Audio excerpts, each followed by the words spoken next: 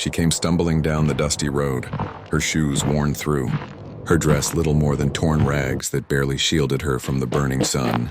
Her face was pale, her hands trembling, yet her eyes held a fire that refused to die out, no matter how cruel life had been to her.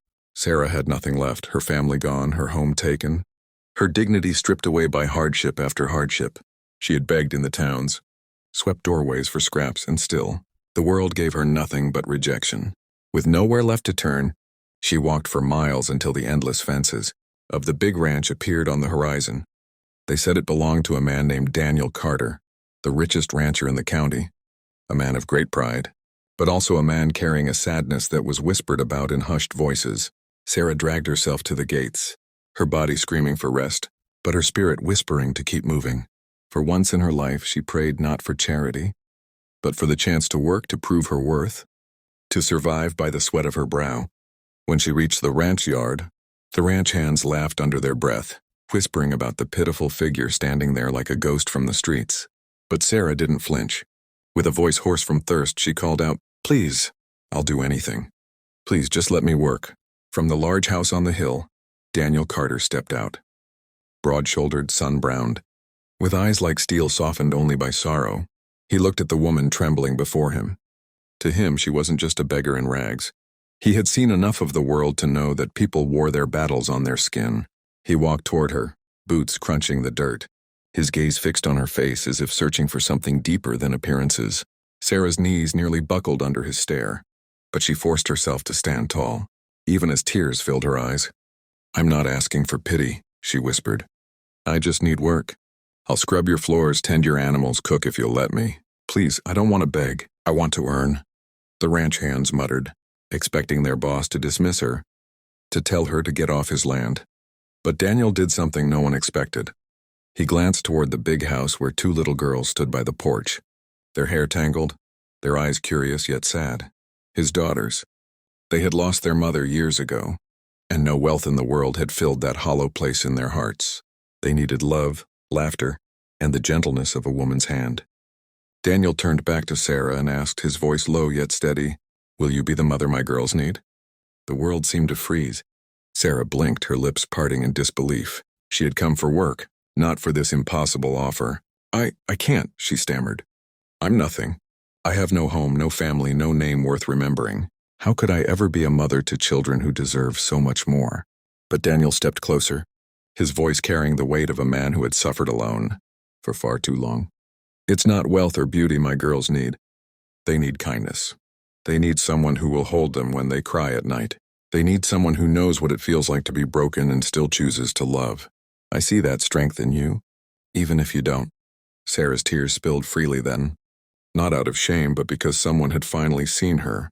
Not the rags she wore, not the hunger on her face, but the heart inside her.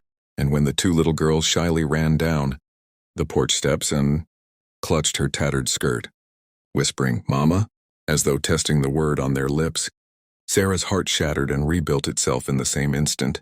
She fell to her knees, gathering them in her arms, their warmth chasing away years of cold loneliness. For the first time, she felt like she belonged somewhere. The days that followed were not easy.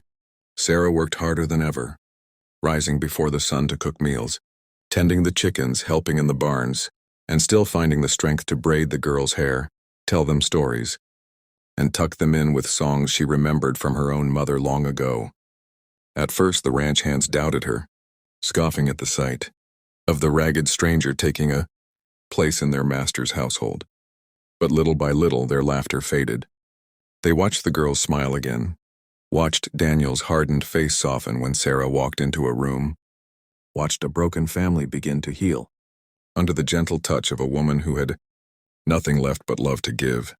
Sarah, once treated as a beggar, became the heartbeat of the ranch, and Daniel, who had once thought himself cursed to live with grief, began to see her not just as the mother his children needed, but as the woman his own soul had longed for in silence.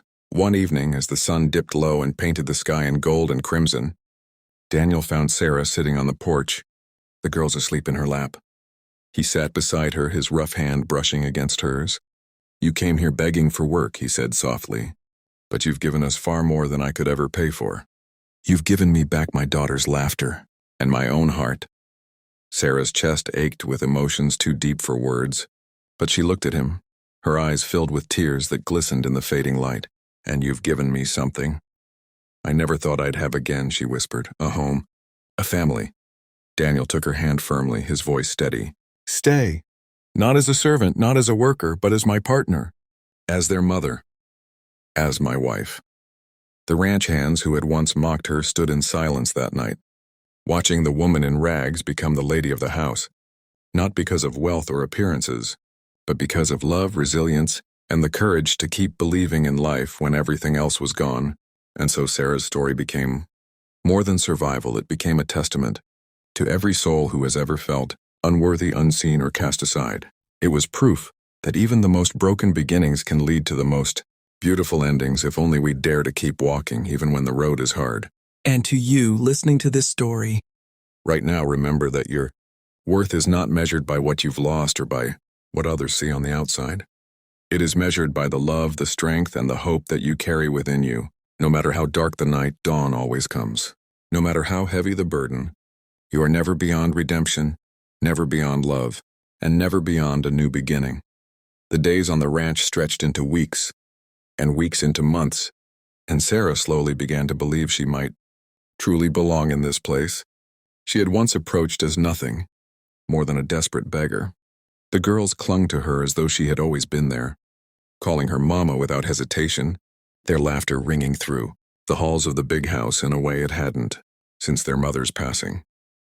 Daniel, though a man of few words, showed his care in quiet gestures, the way he'd leave a shawl over the chair when nights grew cold, the way his eyes softened every time Sarah guided the girls in prayer at the dinner table, the way he always seemed to notice when she was tired, urging her to rest while he took over the chores. Yet beneath the surface of this fragile happiness lay shadows that had not yet lifted. Not everyone was ready to welcome her, for some whispered still about the ragged stranger who had suddenly become the heart of the Carter Ranch. Among the ranch hands, some respected her strength, but others resented her presence, muttering that she was nothing more than a charity case who had bewitched their boss. Even in town, women in their fine dresses sneered at her when she walked past the general store, their eyes darting to the patched gown she wore, as though mocking the very idea that such a woman could ever hold a place of honor beside the wealthiest man in the county. Sarah bore it quietly, refusing to let bitterness grow in her heart. But the pain of their judgment cut deep, reopening old wounds she thought had begun to heal. One evening, after returning from town with the girls, Sarah found herself alone in the kitchen, her hands trembling as she folded the small piece of fabric she had bought with her meager savings. It was not much, just a scrap of cloth she planned to turn into new ribbons for the girls' hair. But to Sarah, it was a symbol of her effort to give them more than the bare minimum. Daniel entered quietly, his brow furrowing when he noticed the sadness in her eyes. "What troubles you?" he asked, his voice steady but filled with concern. She hesitated before answering, knowing he deserved the truth. "I hear what they say," she whispered. "That I don't belong here. That I'll never be enough for you. Or for them."